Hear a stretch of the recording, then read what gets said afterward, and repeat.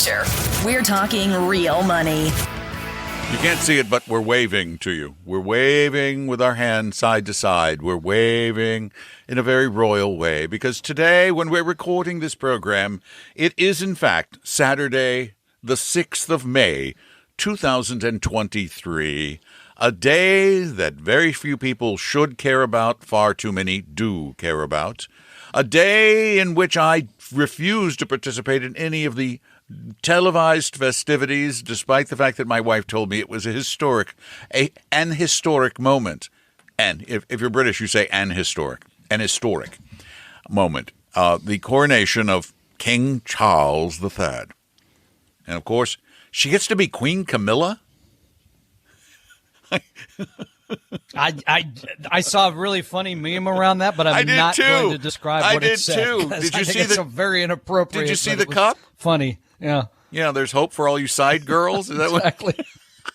That's exactly the one I wasn't going to mention. Daddy, what's a side girl? No. Side. I think they called them side chicks or something, which is even more inappropriate. But they did. Yeah. So did you get up at 2 a.m. to watch the coronation, Tom? You know I will get up at 2 a.m., but only for a football game, not for that kind of thing. Sorry. You didn't. I didn't. No, and I was down reading my paper, and she goes, "Oh, you have to see this. They're on the balcony waving." I went, "No, I don't want to see. I'm sorry. I'm not a monarchist. I think the monarchy is silly. It's really silly. Okay, it may be. And my wife's argument is it's good for British tourism. I bet there'd still be British tourism without the monarchy. But what the heck? It's just, here's the money part of it. Here's the money part. It's expensive. The monarchy is expensive. The monarchy itself, they say, costs the British Treasury about $100 million US a year. About 80 million pounds. The coronation itself is rumored to have costed. It's rumored to have costed. It's rumored to. Now have you're cost, really sounding British. It's about the same. About $100 million on one day of festivities with jewel-encrusted carriages and diamonds taken from the Grand Poobah of India, whatever he was called. Was he the Raja or I don't know, but. So $100 million, it just seems extravagant, doesn't it? I guess not. Does, when you think of Avatar. Unless you're in the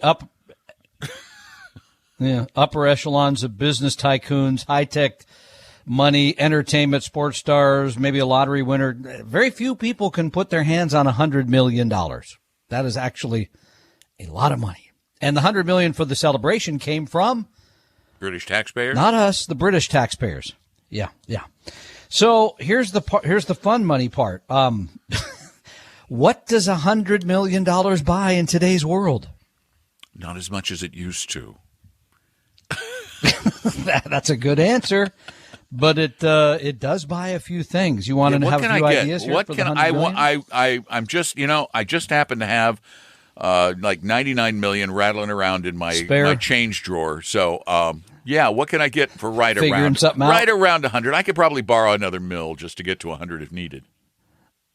Yes. Well, in the Bay Area, there's a French chateau-style estate that has 5 bedrooms, 9 bathrooms on 11 acres. It also has indoor and outdoor pool, spa, gym, ballroom, home theater, and car wash. I thought you were going to say indoor and outdoor Needless to say, great views of the San Francisco Bay. Yeah. And it's 25,000 square feet. So if you're married to somebody you really do not want to see, that's probably enough so that you can avoid them. Yeah. 25,000, and that is $100 million. $100 million. So you can do that. Wait a Charles. minute. That seems a little bit pricey for a house with only 5 bedrooms? I know. My house has 25,000. You could. My house has 5 bedrooms. Add a few. And it's only a tiny fraction of that price. I'll let you have it for way less than $100 million. Mine you could probably have for $400 a square foot, and theirs is $40,000 a square foot. Okay, you're right. Doesn't buy as much, or I'm right. Doesn't buy as much as it used to. Hey, our phone number is 855-935-TALK, 855-935-8255. We'll help you spend your $100 million. really soon. Tom and Don are talking real money. Your guides to a really great financial future. Tom and Don are talking real money. Hi, welcome back. We want to talk about money with you, and we know you don't have $100 million to buy a kind of a cheap mansion in San Francisco. Boy, the Bay Area prices really are too high. A lousy 5-bedroom, 40,000 square feet, 40,000 square foot. Our number is 855-935-TALK, 855-935-8255. I used to be able to talk. I'm Don, that's Tom, and Tom has come up with a few ways to spend $100 million on something other than a royal coronation, or as others call it, a royal pain. There we go. What do you got? Royal flush. How about a painting by Vincent van Gogh called The Portrait of the Artist Without Beard? I don't want to try and do it in Spanish because I'll mess it all up. Once again, I would say too expensive. I don't care who it is. Yeah, it's a lot. And you could. Here's the one I would pick, actually. An Airbus A320. Because how cool is that? You have your own jet airplane. But is that all tricked out and like got a suite and oh my gosh, the picture, the Van Gogh? That's a horrible picture. Oh. So don't do that one? Okay. Oh, that's creepy looking. Here's something closer to home for you. Yeah? Trip to Disney World. High-tech roller coaster. 3D simulated ride like The Amazing Adventures of Spider-Man at Universal Studios in Orlando, Florida. $105 million. Okay. $105 million. I have no idea why it'd be that much. Let's just do the math here. I'm 20 minutes from Universal Studios. For $105 million, how many times can I ride the actual Spider-Man ride? I see. Okay. Well, this one would be in your backyard. You don't have to drive those 20 minutes. I could get a driver to drive me. And save I'd probably save $100 million. Yeah. Well, no, $104 million. $104 million. Yeah. Whatever. Quite a bit of money. Okay. That so one's not so going far over these well. aren't working for me. Not good. There's the India's richest man whose name I will not pronounce because again I don't want to blow it. No, you cannot buy him. But he had a wedding. Yeah. In his family celebration for his daughter, that was $100 million. Wow, $100 million for the wedding or for the coronation. The coronation's starting to look like a better deal all the time. All right, okay, all right. You're not liking that one. How about this? The Republic of Palau, which is I a can very buy the remote Republic of island. Palau. Nope, Dang you it. may not. But you can operate the government there, the expenditures, for about a year. $99.5 million. You could be the man. Like, hey, I'm handing out this, I'm paying this, blah, blah, blah. Okay, it is Palau. No? No. Mm-mm. All right, I think I got one that you're going to like. I got two I think you're going to really like. This is the best ways to spend your $100 million. You've said that about should you 5 not or 6 others. It's a good point that if you don't do the coronation. All right, but I think this one you will like, actually. Okay. You could buy a year's worth of acting from Mark Wahlberg and Emma Stone. That's about $100 million. So they would just hang out in my living room. $100 million. You could put and just say, okay, today I want Shakespeare. Yeah, Tomorrow I want whoever. I want you guys to perform all the two-hander plays in existence, just all the two-person plays out there. Starting with blank. Okay. That's a full year. That's a pretty good. You like that one? No, because once again, all right. I can watch both of them perform at my pleasure in a variety of well-staged productions on Netflix, Hulu, Amazon, HBO, Disney Plus, Paramount Plus, and Peacock. What if we throw in Dwayne Johnson? I don't think you can get on Dwayne top for of that. that. Okay. It's going to take the whole $100 million these days to get Dwayne. Okay. What do you got? You got anything Here's good? another one. Got anything good? Okay. Yeah, I think you're like this one. Your private, massively multiplayer online role-playing game. That's like a virtual world that you get to go be part of. You know, I got to tell you, I have never, ever, ever, ever played a MMOG. ORPG, it says. But all right. Okay, but here's this bonus on that part. Speaking of money, it says you're likely to earn close to $1 billion a year in earnings from your investment. So you put in 100. Wait, from the game? You get 900 back. Yeah, that's what it says. Oh, well, no, I'm liking this one now because then I can play all the characters. I could do all the voice characters. I could do, I'm the big captain guy, and I'm going to push you all around. And the villains, you won't get me. Ew, this will be fun. I want that. All right, and speaking of games, if you like games, you want to be part of games? There's more? There's more. Okay. Recently, the Washington Commanders, formerly known as the Redskins, I believe, were sold. Shh, you can't say that. At the price that they were sold, yeah, you could take your $100 million and buy 1.5% of the Washington Commanders. I imagine that puts you in the box every Sunday. You might get to go down and pat the rear end of the quarterback after a big victory, something like that. Done that. You can do that in the media sometimes, you know. Wait. What quarterback's rear side of it was actually a defensive back. No, it wasn't. It was a running back. Ran? It was a run. No, I was on the field. I was on the field for a Broncos game. You were on. I did. Okay, I did not know that. This is news to me. Honest to God, I slapped. I got all excited and I slapped a player's ass after a touchdown. I did. And you ran like hell. Nobody even noticed. All right. So what's your pick? Where are you going to spend the $100 million? Or I'm going to go. I'm going to go for the. I'm going to go for the game. I'm going to go for the game because it sounds like more fun for me. Oh, you're going to go because the return and the return. And you like plus the fact it makes that you me could money. make 900 on your 100. Actually, I'm going to go with because I'm an airplane guy. I'm going with the jet. Can I add another one in? No, you cannot. Please, I do. I want to add one. I want to. Okay.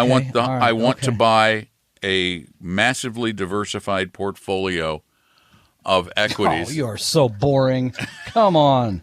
That will generate for me about probably 6 to 10% per year forever, as opposed to the game, which is only going to make money for a little while if it does well, and it could be a bad game till the new game comes along. So I'm getting a portfolio. Sorry. That's the whole point of this show, to be boring. Boring, steady, plodding, no excitement. So don't buy any of those things.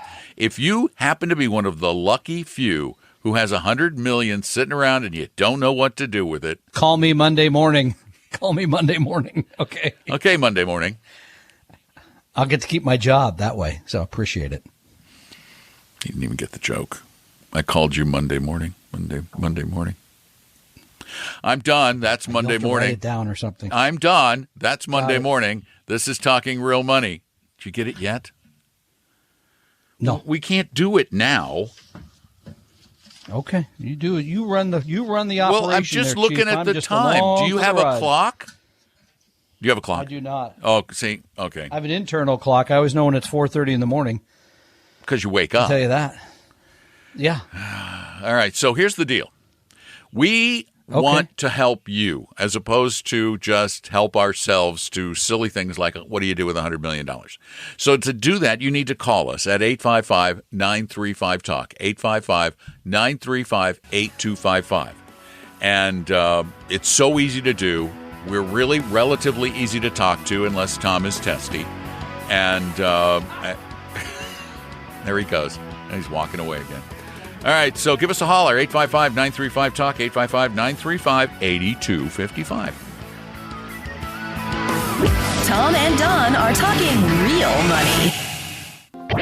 For your real life and real future, Tom and Don are talking real money.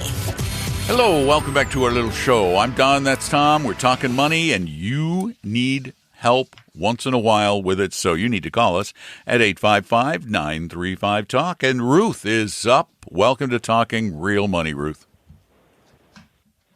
Oh, hi. I called you guys like 2 years ago. So I need some help. I'm 59. I have $60,000 in savings. 401k, 200,000. Roth IRA, $50,000. I want to know how much money. I want to retire. I'm 59, so I'm trying to retire. What can I do with my money to make sure that I know that the numbers are right for me to retire? Well, now, wow. You how much did you say you had in savings? I missed that first number. It just kind of cut out a little. Six? Savings 60,000. 60,000. I didn't know if I heard 60 or 6. Okay, and so then it's 60 there, 200 in the 401k, 250 so half a in the million. Roth. $500,000. $500,000. Right. Yeah. At this juncture, just rough math. If you were to invest that in a portfolio, there's about 60% stocks or 50% stocks, 50% bonds. Roughly, we feel relatively confident that you could pull from that portfolio on an annual basis between $20,000 and $25,000 a year without long-term damage to the principal amount. And then you would add in at some point here, Ruth, your Social Security benefit. Are you aware of how much that is going to be? I don't even look at it because I'm just trying to look at my own numbers, you know. Yeah, at this point, without any other supplemental income, you would be looking at $2,000 a month. So I think yeah, most definitely, because I make like $100,000 a year. I'm a nurse manager. Mm-hmm. Yeah, you would have to take a gigantic step back in your lifestyle, a painful, almost impossible step backward. I really, with the amount of money you have, Tom, would you even feel a little comfortable suggesting a near-term retirement? I wouldn't. I would not, but here's what I would suggest. I would suggest at 59 that you talk to somebody and put together a plan that says, here's when I could retire, because between my Social Security and what I have saved, I have enough. That I would definitely do. But no, if you're, I wouldn't, I don't want anybody to retire and say, oh, I'm going to live on half of what I'm living on today. That's not realistic. I wouldn't want anybody to retire and say, I'll just take out 8% a year of my portfolio, knowing that it could very well run out within 10 years. Mm-hmm. But yes, you're a candidate to have a real financial plan, retirement income plan, so that you know when you could retire with confidence. And honestly, would you need to replace your $100,000 income in retirement, or could you live on a lot less? Oh, I'm a cheapskate. Because what you have to do, if you don't hire somebody to do it, you have to work your way backward and say, how much do I need every month or every year, yearly? Make it yearly, it's easier. How much do I need every year from my portfolio? Pardon me? Who do you recommend I talk to? Who do you recommend to talk to? I have no clue. That's the problem, is recommending somebody to talk to. The knowing who to talk to is really ridiculously difficult. If you go to TalkingRealMoney.com, we have some tools there. It's at TalkingRealMoney.com/help that will help you find somebody to talk to. But again, the math is pretty simple. You need to sit down. And this is a do-it-yourself solution.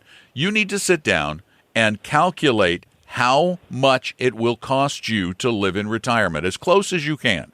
How much money will it take every month? Multiply that times 12, and that number is how much you need your portfolio to generate. Then figure about a 4% rate from your portfolio, and when those numbers match up, then you're getting ready to retire. And there's another idea here, Ruth. Yeah. 2 properties, did I hear? So there's maybe some income there. So that's another source of income. Here's another source of income. They are paid here's another source of income. And maybe you could sell something there. So, and we're just about out of time. But here's another idea. Maybe, because it sounds like you don't want to stay in the current job that much more, maybe you find part-time work. There's a little bit of income from that, some from the portfolio, maybe some from the sale of your property. That gets you to Social Security. I wouldn't want you to take it before 67. Then that goes in, then you're off and running. That's a great idea. Ruth, thanks so much for calling. We really appreciate it. 855-935-TALK is our number. 855-935-8255. The call is free. The information is free and relatively easy. Tom and Don are talking real money. KNWN Seattle, KNWN FM Oakville, and KPLZ HD2 Seattle. News Radio 1000, FM 97.7, your information station.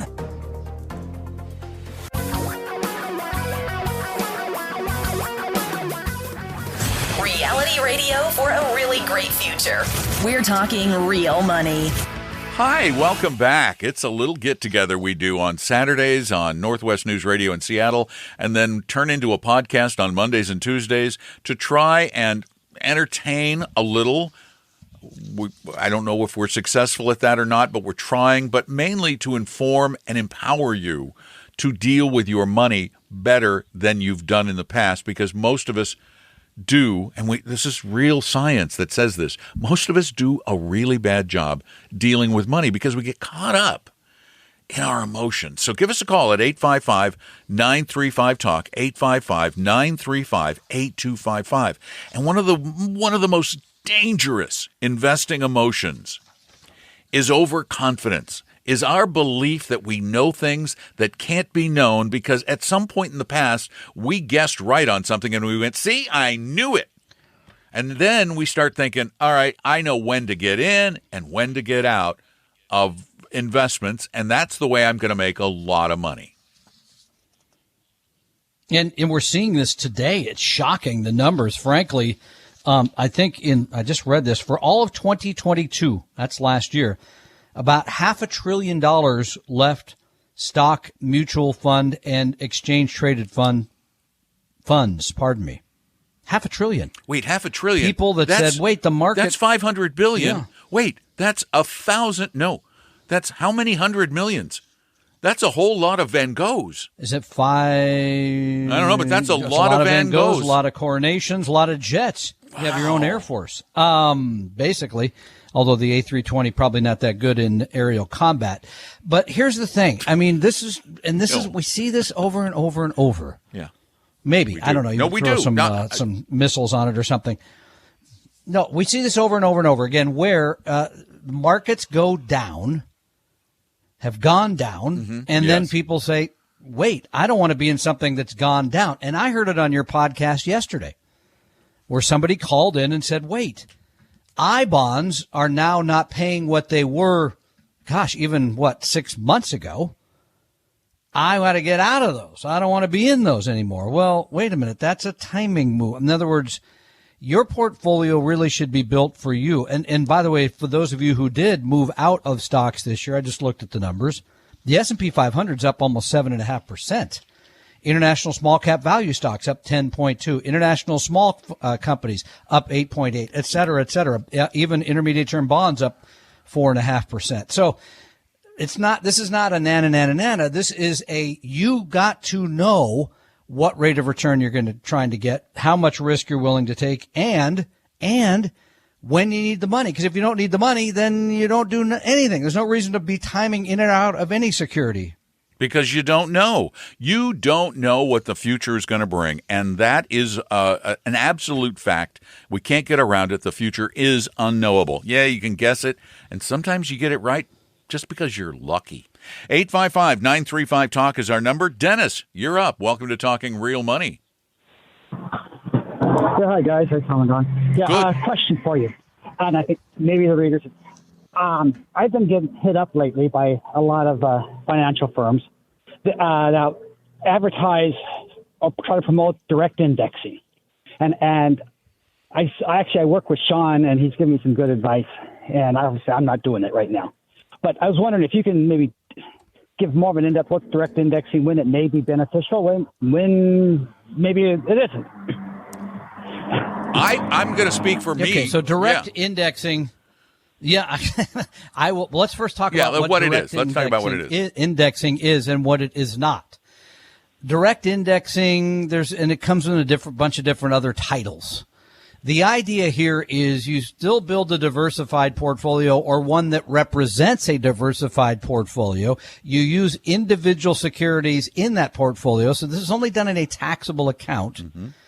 And you can sell and buy things that create the proper tax fixes for wherever your situation is. In other words, you can be more tax efficient rather than just owning a series of mutual funds or exchange traded funds that fluctuate with the market. This gives you the opportunity to sort of be, and I hate using the term because people are going to be all over me about it, but be more active in the portfolio because you are actually selling things, buying things, that kind of thing. That's what direct indexing is.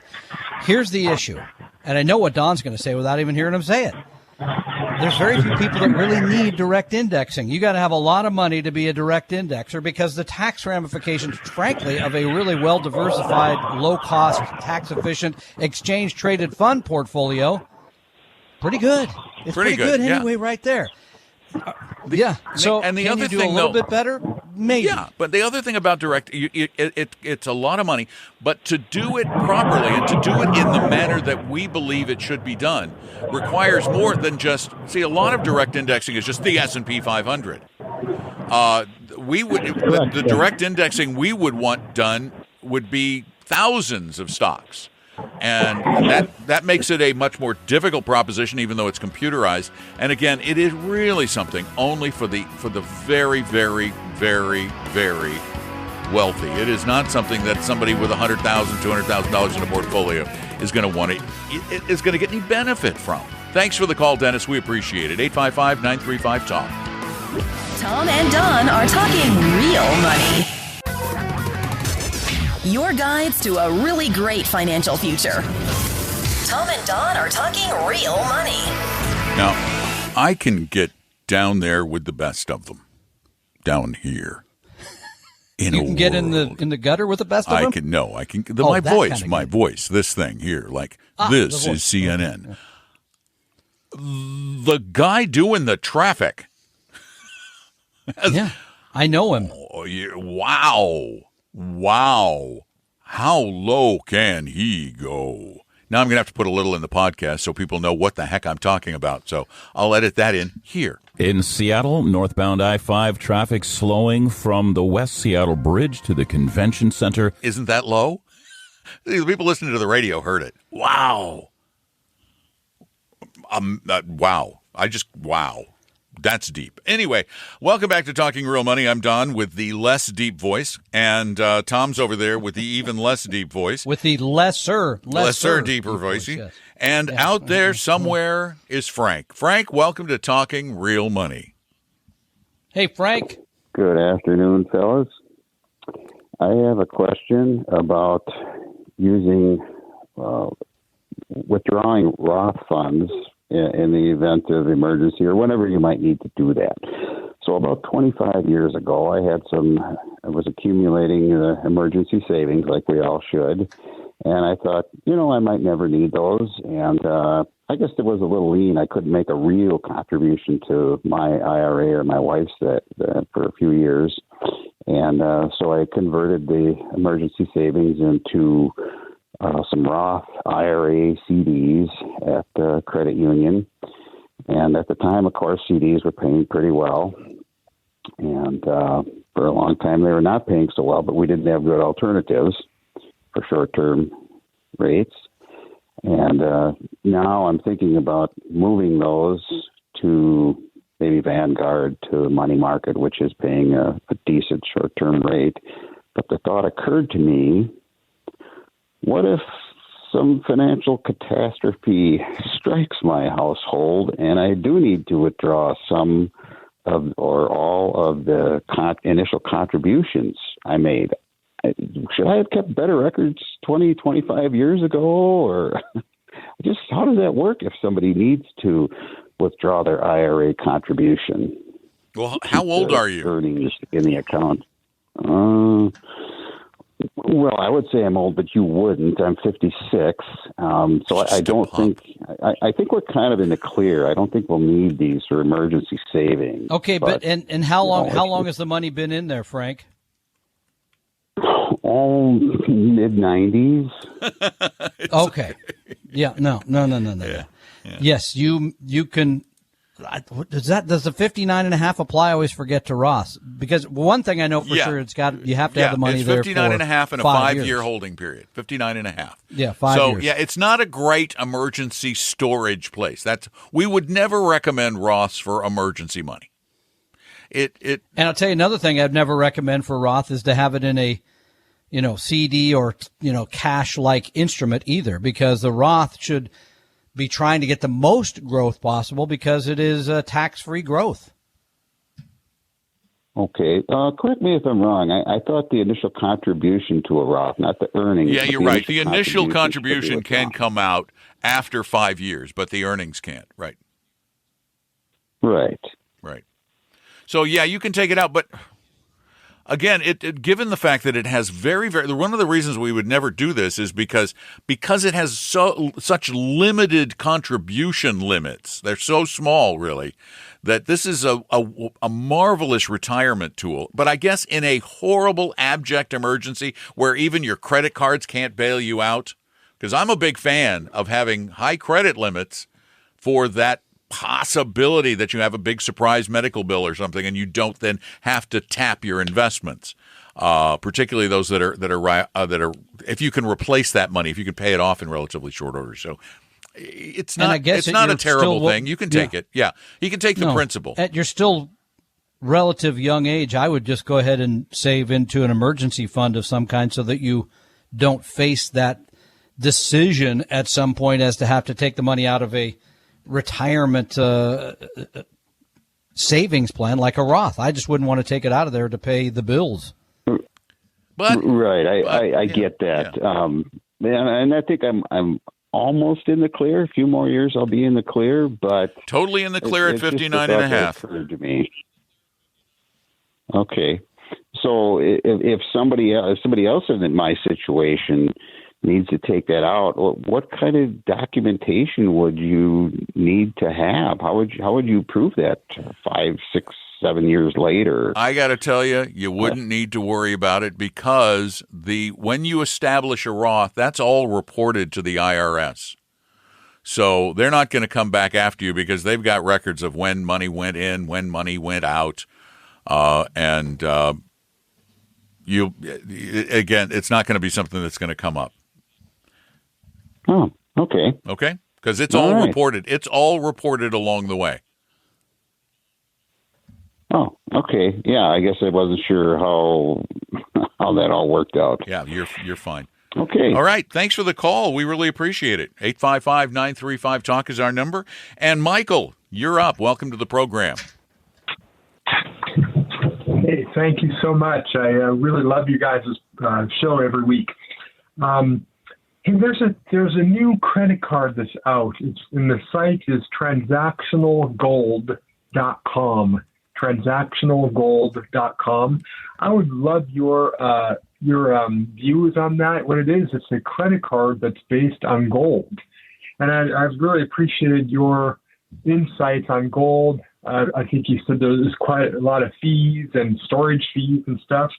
And so I thought maybe that would be a good option. I'll be honest, I have some fears. I know like a global currency may not belong to the U.S. anymore, and I have a feeling that could cause some real. I think our economy is in real trouble, and so I'm kind of thinking about some options, like perhaps a gold-based credit card. I'd love your thoughts on that. Oh, we have thoughts. Oh, do we have thoughts? Oh, boy. Yeah. Thank you for your call and thanks for listening. Transactional gold. So thank you for sharing this because it is the first time I have seen this. And they have a very perky young woman holding her transactional gold credit card on the way. Just another way to pay. The way it works is they have a deposit of bullion that backs up the credit card. Right.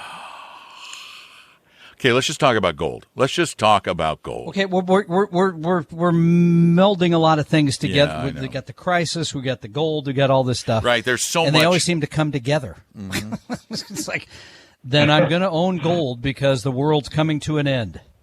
Yeah, but bear in mind, this is a debit card. And so when the world's economy collapses and we have a currency crisis and all the banks are done, where are you going to use the debit card?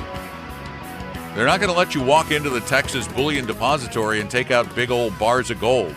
This is a silly idea that serves no useful purpose. Real life and real future. Tom and Don are talking real money. All right, you can get your gold, Tom. You can go get your gold. It says right here, you want your gold? Yeah. You want your gold? Bring your debit card to the bank in Texas, and they'll give you your gold.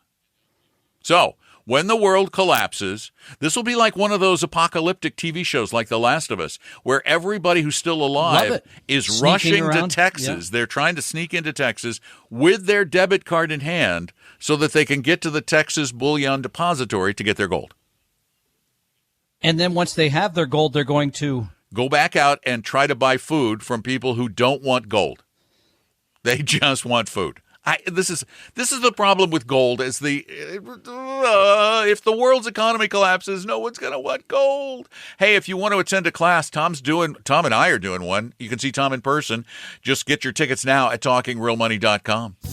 We hope you realize that the information provided on Talking Real Money is for informational, educational, and hopefully enjoyable purposes only. Providing personalized financial planning or investing advice takes time, so please consult with a really good fee-only fiduciary investment, tax, or legal advisor. We know a good one. Investing must always involve risk. In other words, you can and probably will lose money at times. Also, as much as you want it, no one can accurately and consistently predict the future, so past performance doesn't tell you a darn thing about what the future will bring. Unlike many other programs that say something similar, Talking Real Money is not trying to get you to buy or sell any financial products or securities. Instead, the program is provided as a public service by Apella Capital, a fee-only registered investment advisor. Thanks for listening, and please visit TalkingRealMoney.com for more information and disclosures. That's a wrap.